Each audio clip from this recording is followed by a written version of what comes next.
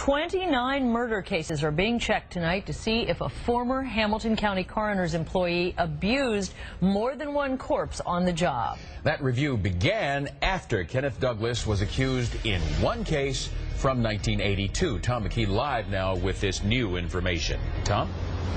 Well, Clyde, Douglas was an attendant here from 1976 to 1992 when thousands of cases were handled. But as you said, just 29 are being rechecked right now because rape kits were done on the bodies of those murder victims. The outcome of those tests could determine if Douglas would face more charges. Kenneth Douglas said very little as he faced Judge William Mallory on the charge of sexually abusing a corpse, the body of 19-year-old Karen Range, who was murdered in 1982. Someone capable of what Mr. Douglas is charged with is capable of anything. As a result, we would ask for a high bond. Judge Mallory set bond at $700,000 cash. Later, Hamilton County Coroner Dr. Odell Owens says he was still in shock about what happened 25 years ago under different leadership. If you ask me what's the worst thing that can happen in a coroner's office, would be for someone to exhibit that kind of behavior.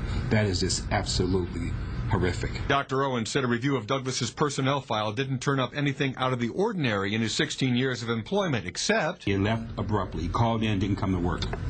And that was in '92. A review of homicide cases handled during Douglas's tenure has already been completed.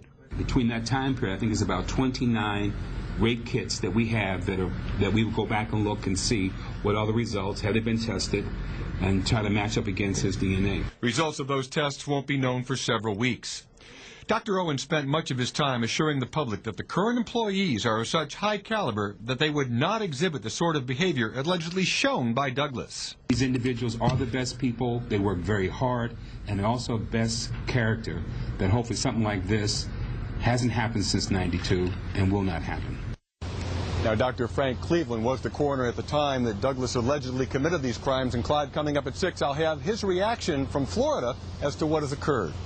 All right, Tom McKee reporting live for us this evening. We know this enemy. You're a victim of that media that's controlled by satanic forces.